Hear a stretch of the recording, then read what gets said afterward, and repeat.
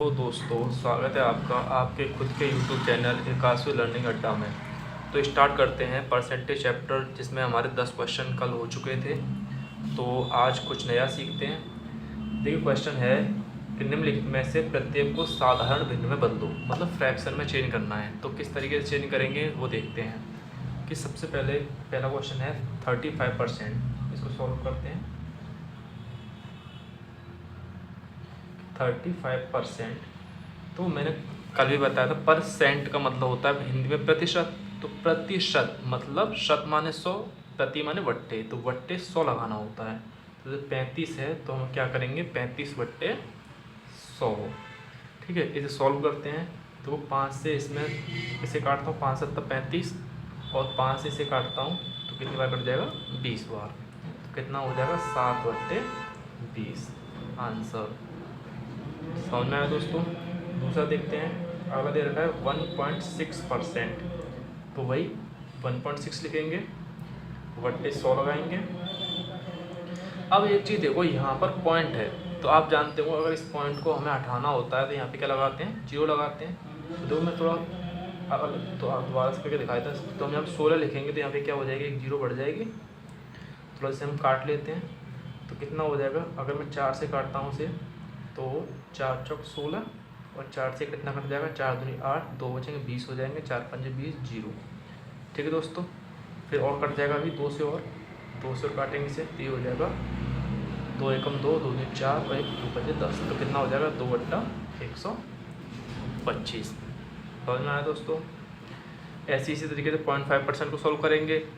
0.5% को लिखेंगे, फिर बराबर 5 बट्टे 1000 हो जाएगा, क्योंकि पॉइंट की जगह पॉइंट हटेगा तो 1 0 बढ़ जाती है। देखो समझा देते हैं हम, जैसे हमने लिया 0.5%, तो ये क्या हो जाएगा, सबसे पहले 0.5 बट्टे 100 लिखा जाएगा। उसके बाद पॉइंट को हटाएंगे तो 5 बट्टे 100 के पीछे 0 लग जाएगी। तो इसे 5 से काटेंगे एक बार, 5 कम 5, ये हो जाएगा 5 2 10 0 0। कितना हो जाएगा, 1 बट्टा 200। समझ में आया दोस्तों। तो एक और सवाल दे रखा है कि 125% को चेंज करना है। तो इसे कैसे करेंगे, वही 125 लिखेंगे, बट्टा 100 लगाएंगे। देखो अब हमें दिख रहा है कि 25 से ये भी कट रहा है, 25 से ये भी कट रहा है। तो 25 से 5 बार कट जाएगा, और 25 से 4 बार कट जाएगा। कितना हो जाएगा, 5 बट्टा 4। समझ में आया दोस्तों। अब देखते हैं नेक्स्ट सवाल कि 3 किलोग्राम का कितने प्रतिशत 12 ग्राम होता है। तो मतलब जो 12 ग्राम जो होता है वो 3 किलोग्राम का कितने परसेंट बैठेगा। तो सबसे पहले एक चीज़ देखो, यहाँ पे तो लिखा हुआ है ग्राम, यहाँ पे लिख रहा है किलोग्राम। जब भी हमें परसेंटेज में चेंज करना है तो सबसे पहले इन दोनों की इकाइयाँ समान होनी चाहिए। तो देखो पहले हम क्या करते हैं, तो सभी जानते होंगे कि 1 किलोग्राम में 1000 ग्राम होते हैं। तो 3 किलोग्राम में कितने हो जाएंगे, 3000 ग्राम। तो हम बचपन से सीखते हुए आ रहे हैं, परसेंटेज निकालते हैं कि जिसका बताना है परसेंट उसे लिखते हैं ऊपर, इसे लिखेंगे नीचे। 3 किलोग्राम का मतलब क्या हो जाएगा, 3000 ग्राम। ठीक है दोस्तों। और परसेंटेज निकालने के लिए हमें क्या करना पड़ता है, गुणा 100। ठीक है दोस्तों, ये बचपन में भी पढ़ा हुआ आपने। जो सबसे पहले क्या करेंगे, डबल जीरो से ये डबल जीरो खत्म, एक का इसमें गुणा करें तो 12 रहेगा। तो कितना हो जाएगा, ये बच रहा है 12 बट्टे 30। मैं एक बार लिख के बता रहा हूँ दोबारा से, 12 बट्टे 30 बचा। तो ऐसे काट लें हमसे, 3 से 4 बार और 3 से 10, 2 से फिर कट जाए 2 2 4, 2 5 10, 2 बट्टे 5। सॉरी, इसे अभी हम और हल करेंगे। तो देखो अगर हम 5 का 2 भाग देंगे जाएगा नहीं, तो कब जाएगा, जब यहाँ पे 0 लगाएंगे। 0 लगाएंगे तो यहाँ पे क्या आएगा, पॉइंट आएगा। तो 5 से 2 भाग देंगे, 20 में भाग देंगे, कितनी बार जाएगा, 4। आगे तुम 0 लगा सकते हैं, कितना हो जाएगा, 0.4%। ये होगा आंसर। ठीक है दोस्तों। देखते हैं दोस्तों नेक्स्ट सवाल। नेक्स्ट सवाल है कि 432 रुपये का 6 सही 2 बट्टे 3% कितना होगा। तो देखते हैं, 432 का 6 सही 2 बट्टे 3% कितना होगा। तो सबसे पहले देखो आपको ये अब तो याद हो गया होगा, कल ही मैंने ये याद कराए थे कि 6 सही 2 बट्टे 3% किसके बराबर होता है, 1 बट्टे 15 के बराबर होता है। तो इसे सॉल्व करते हैं थोड़ा। देखिए 3 से काटूँ मैं, 3 5 15, और 3 से इसे काट दूँ, 3 एकम 3, कितने बचे 13, 3 चौका 12, एक बचा 12 हो जाएंगे, 3 चौका 12, कितना हो गए 144/5, 144/5। तो अभी और थोड़ा सा हम सॉल्व करेंगे कि हम 5 से इसमें भाग दे लेते हैं 144 में, तो कितना हो जाएगा 5 का 14 में देंगे तो 5 में 10, 4 बचेंगे 44 हो जाएंगे, तो कितना हो जाएगा 15/40, फिर 4 बचेंगे, 4 की भी 0 लगाएंगे तो यहाँ पॉइंट आ जाएगा, और 40 में भाग देंगे 5 से 15/40, कितने क्या हो जाएगा रुपए हैं ना, रुपीज। ठीक है, ठीक है दोस्तों।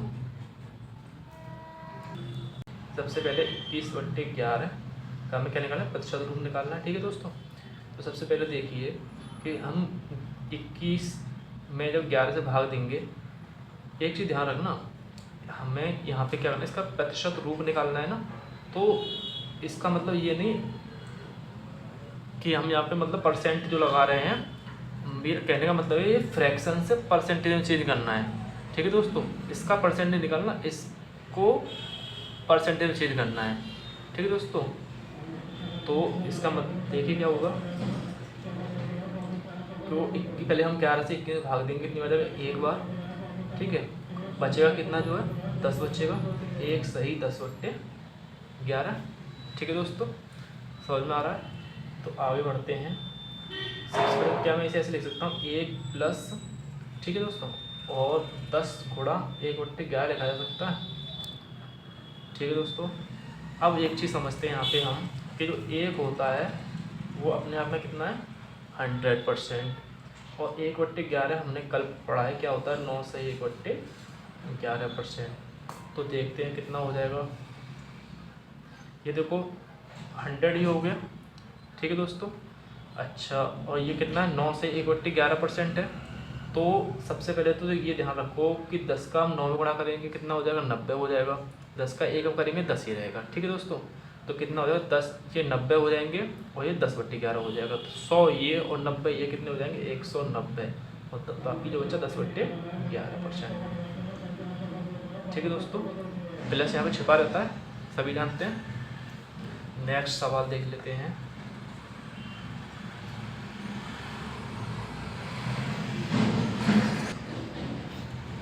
सवाल है, किसी भिन्न के अंश में 10% वृद्धि करने तथा हर को 12% कम कर देने पर 15/64 प्राप्त होता है, तो वह भिन्न क्या है।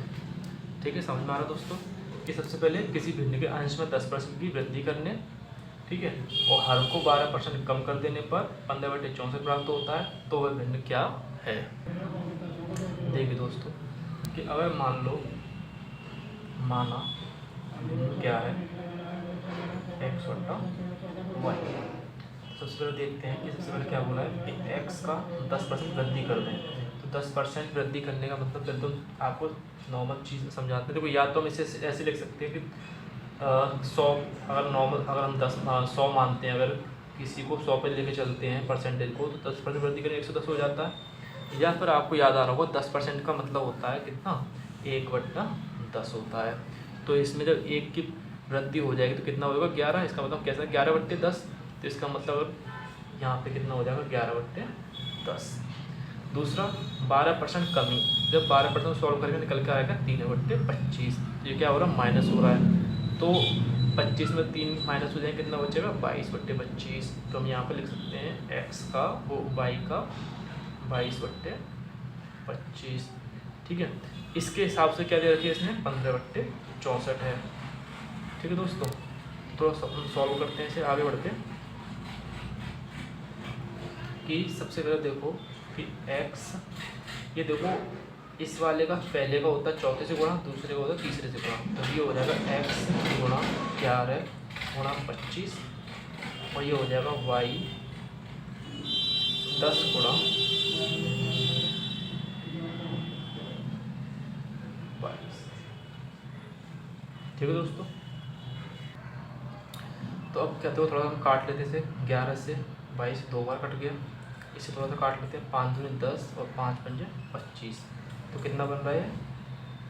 ठीक है दोस्तों, और ये ध्यान रखना ये किसके बराबर है 15/64 के, तो ये ध्यान रखना थोड़ा है ना।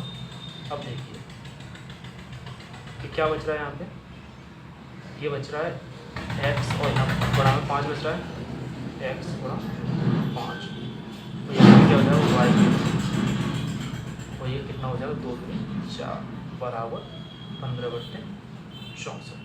देखिए थोड़ा सा 5 से इसे काट सकते हैं 3 बार, और 4 से इसे काट सकते हैं 16 बार हो जाएगा। ठीक है, तो कितना आ जाएगा एक्स बट्टा वाई बराबर 3/16, और यही क्या हुआ आंसर, क्योंकि भिन्न हमने क्या मानी थी एक्स बट्टा वाई, तो भिन्न बराबर क्या हो जाएगी 3/16। ठीक है दोस्तों, नेक्स्ट सवाल देख लेते हैं कि ए की आय बी की आय से 25% अधिक हो तो बी की आय ए की आय से कितने % कम है। देख सकते हैं दोस्तों, सबसे पहले क्या होगा ए की आय, पहले हम यहाँ पे ए लिख ले रहे हैं, तो यहाँ पर बी, ए की आय बी की आय से 25% अधिक हो, तो 25% का मतलब होता है 1/4। अब सॉल्व करोगे तो क्या निकल के आएगा 1/4 निकल के आएगा। तो अधिक है, अगर मान लो पहले 4 थी तो प्लस हुई है, तो बढ़ के कितनी हो जाएगी 5 हो जाएगी। तो इसका मतलब ए की आय बी की आय से कितनी है 25%, मतलब ये अगर 4 है बी की आय तो ये कितनी है 5 है। बी की आय ए की आय से कितने % कम है ये कहें तो, अब उल्टा पूछा जाए कि बी की आय ए की आय से कितना कम है, कितना कम है 1 कम है, कितनी कम है 1 कम। तो किस पर निकालनी है, ए की पे निकालनी है, ए की आय पे, तो क्या हो जाएगा 1/5 बराबर कितना हो जाएगा 20%। ठीक है, तो क्या हो जाएगा कम हो जाएगा, नहीं कम है उसकी आय। ठीक है दोस्तों, किसकी, ये निकाली हमने जो है बी की आय है ना। ठीक है दोस्तों, बी की आय ए की आय से कितनी कम है 20% कम है। ठीक है दोस्तों, आगे बढ़ते हैं।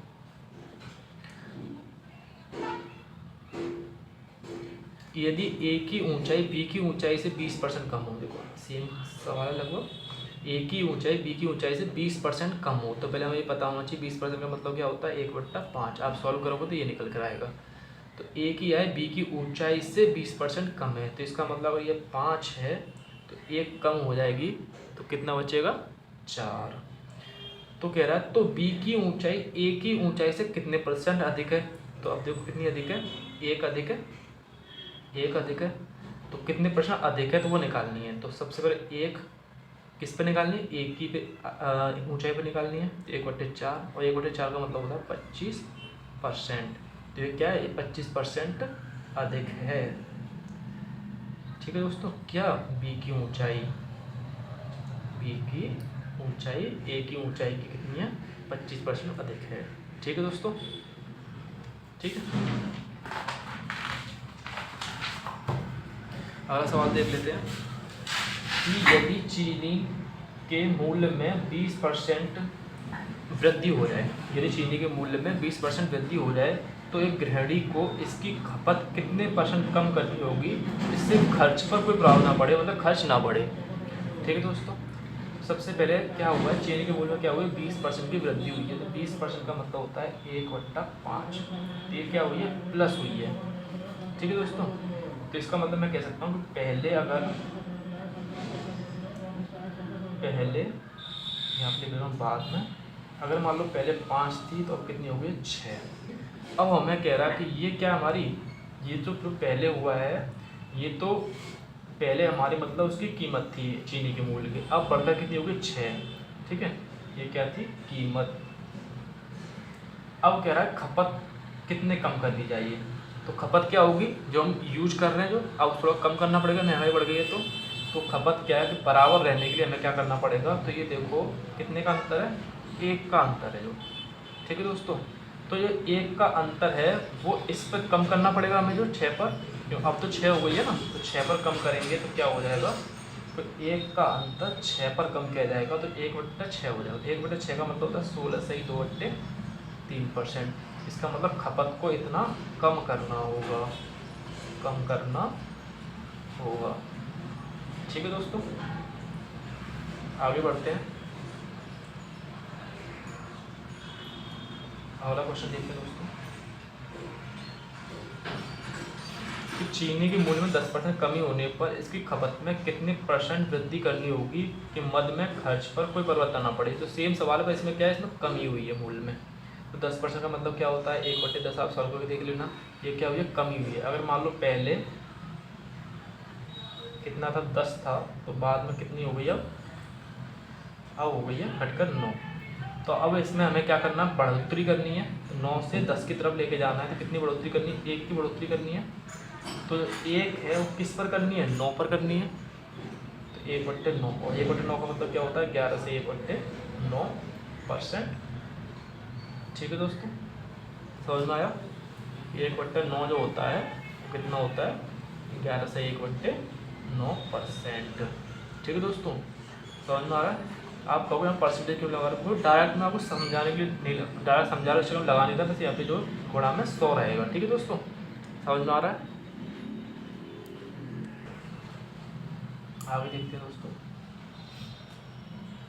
अगर मान लो ऐसा कोई संख्या आती है जिससे हमें याद ना होता, तो हम गुणा 100 लगा कर ही सॉल्व करते हैं। अभी मैं चाहूँ तब लगा दे रहा हूँ, अगर आप चाहो तो मैं यहाँ पर लगा दे रहा हूँ, अगर आप चाहो तो मैं यहाँ पर भी लगा दे रहा हूँ, पर मैं डायरेक्ट आपको समझाने के लिए नहीं लगाया। ठीक है दोस्तों, जैसे अब मान लो यहाँ पर भी पीछे था, आप चाहो तो मैं यहाँ पर भी लगा दे रहा हूँ।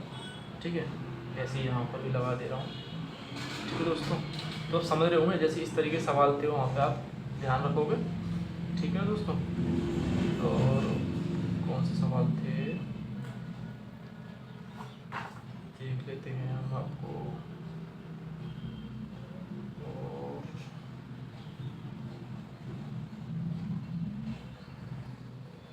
तो नेक्स्ट सवाल देख लेते हैं दोस्तों। सन्नी को एक परीक्षा में उत्तीर्ण होने के लिए 36% अंक प्राप्त करने थे। उसने 24% अंक प्राप्त किए तथा 9 अंकों से अनुत्तीर्ण रहा। पूर्णांक ज्ञात करो। देखते हैं कि सबसे पहले तो वो क्या बोला, 36% अंक प्राप्त करने थे और लाया कितना, 24% अंक। तो अगर 36 अंक, मान लो 36 अंक लाने थे, उसे लाया कितने, 24, तो इनका जो अंतर आया वही तो यही है। तो इसका मतलब हम कह सकते हैं कि 36% माइनस 24% बराबर कितना है, 9। ठीक है दोस्तों, 36 में से 24 जाएंगे, कितने बचे जाएंगे, 12%। ठीक है दोस्तों, कितना हो जाएगा, 12% 9 के बराबर है। तो अब थोड़ा सा हमें क्या करना है, हमें पूर्णांक बताना है। पूर्णांक कितना था, पूर्णांक अपने आप कितना होता है, 100% होता है। ये कितना, 12% का मान है। तो अगर हमें 100 के लिए लेके जाना, तो 12 में कितने से गुणा करूँ, 100 नहीं आने का।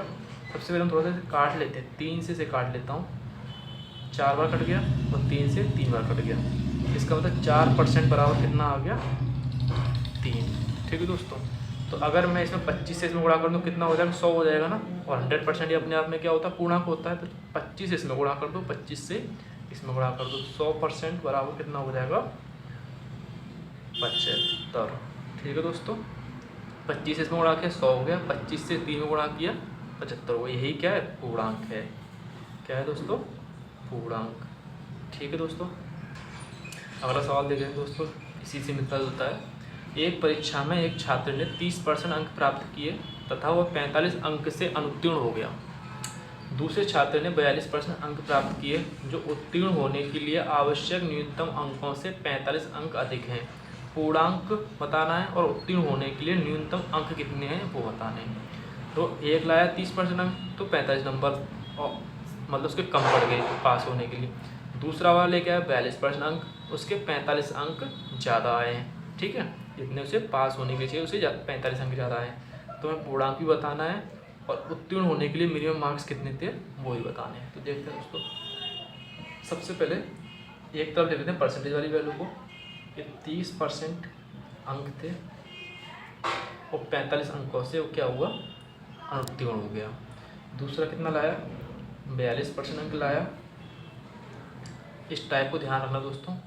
ठीक है, तो ये 45 अंक से अनुत्तीर्ण होगा और ये 45 अंक से मतलब 45 अंक अधिक लेके आया है। ठीक है दोस्तों, तो क्या करेंगे सबसे पहले कि इन दोनों का तो परसेंटेज वाली जो वैल्यू होती है हमेशा ध्यान रखना, इनका अंतर निकालते हैं। अंतर मतलब बड़ी वाली छोटी घटा के। तो 42 में से 30 घटाएंगे, कितना बच जाएगा, 12%। ठीक है दोस्तों, ये इन दोनों को हमेशा ऐड करते हैं। तो 45 से 45 कितने हो जाएंगे, 90। तो देखो मैं 12 में कितने का गुणा कर लूँ, 100 नहीं आने का, तो मुझे 100 बनाना है, क्यों, पूर्णांक निकालना है। तो सबसे पहले मैं क्या करूँगा कि इसमें मैं 3 से भाग दे दूँगा, तो 3 चौक 12 और 3 से इसमें दूँगा 30% हो जाएगा, मतलब 4% की वैल्यू आ गई कितनी, 30। तो अगर हम 100 निकालना है, 100% निकाल तो कब आएगा, जब 25 से गुणा करेंगे तो 25 से इधर गुणा करेंगे, 25 से इधर गुणा करेंगे, कितना हो जाएगा 25 चौका 100%, और ये कितना हो जाएगा 25 या 75 और 0 की 0, 750। तो ये तो क्या आ गया आपका पूर्णांक, क्योंकि पूर्णांक क्या होता है अपने आप में 100% होता है।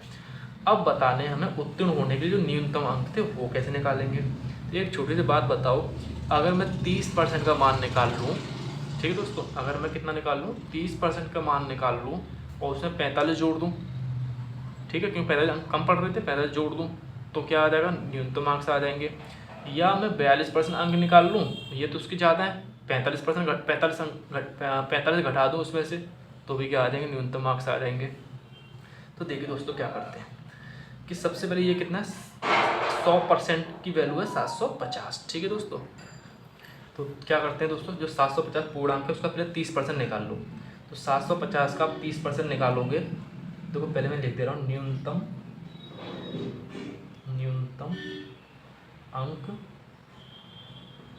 उत्तीर्ण होने के लिए, है ना, उत्तीर्ण होने के लिए जो चाहिए थे वो कब आएंगे, जब हम पूर्णांक जो है 750 उसका 30% निकाल लें, 30% और प्लस क्या करते हैं हम 45 जोड़ दें।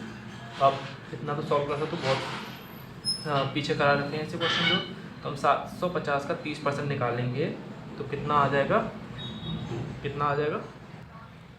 225 और प्लस 45 तो कितने हो जाएंगे, 225 में 45 जोड़ेंगे तो कितना हो जाएगा 270। ठीक है दोस्तों, समझ में आई आज की क्लास। अगर आपको आज की क्लास अच्छी लगी हो तो लाइक करें, शेयर करें, और अभी तक सब्सक्राइब नहीं किया है तो सब्सक्राइब करें। और अगर आपको कोई क्वेश्चन समझ में नहीं आता है तो आप कमेंट सेक्शन में जाके हमसे पूछ सकते हैं, मैं आपको वहाँ पर जवाब दूंगा या सॉल्व करके मैं वीडियो में भी दे सकता हूँ। ठीक है दोस्तों, तो आज के लिए इतना ही, धन्यवाद, थैंक यू।